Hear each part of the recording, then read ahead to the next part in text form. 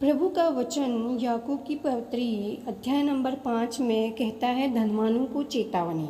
हे धनवानों, सुन लो, तुम अपने आने वाले क्लेशों पर चिल्ला चिल्ला कर रो। तुम्हारा घर, तुम्हारा धन बिगड़ गया है और तुम्हारे वस्त्रों को कीड़े खा गए हैं।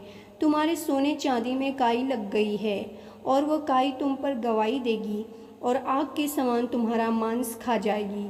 तुमने अंतिम युग में धन बटोरा है। देखो, जिन मजदूरों ने तुम्हारे खेत काटे, उनकी वह मजदूरी तो तुमने धोखा देकर रख ली है।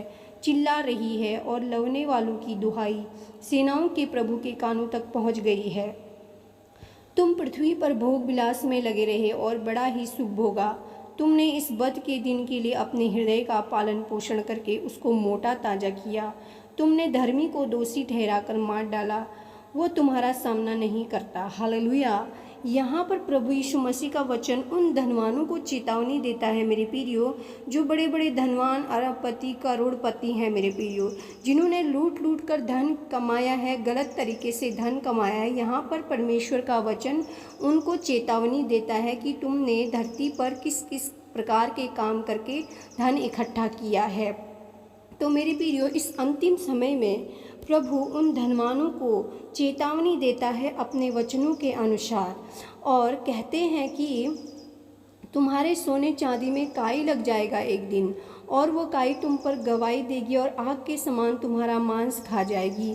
और तुम अंतिम युग में, क्योंकि तुमने अंतिम युग में धन बटोरा है, इसलिए मेरे प्रियो, तुम्हारा धन तुम्हारे ही पतन का कारण बनेगा, परमेश्वर का वचन कहता है। इसलिए मेरे प्रियो, आज हमें अपने आप को चेक करने की ज़रूरत है। कहीं हम भी तो धन के पीछे तो नहीं भाग रहे हैं मेरे प्रियो। अगर आपके पास थोड़ा भी है, जीने के लायक है, तो वो बहुत है मेरे प्रियो, क्योंकि बहुत अधिक होने से देखो धन के पीछे कैसे पाप आता है।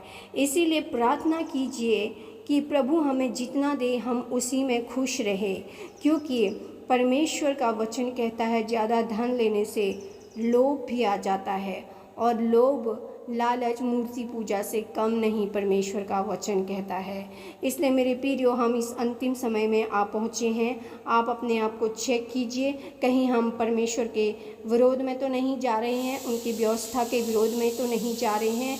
अगर है ऐसा है तो आप अपने आप को सुधारें और तुरंत पश्चाताप करें, ताकि प्रभु हमें माफ़ करके अपने गले से लगाए और हम प्रभु की भक्ति में लगे रहे, क्योंकि हमारा मन सदैव प्रभु की भक्ति में ही लगा रहना चाहिए, क्योंकि पवित्र और शुद्ध हृदय होके ही हम प्रभु के चरणों में जा सकते हैं। तो मेरे प्रियो, मुझे आशा है कि आपने बहुत कुछ इस वचन से सीखा होगा।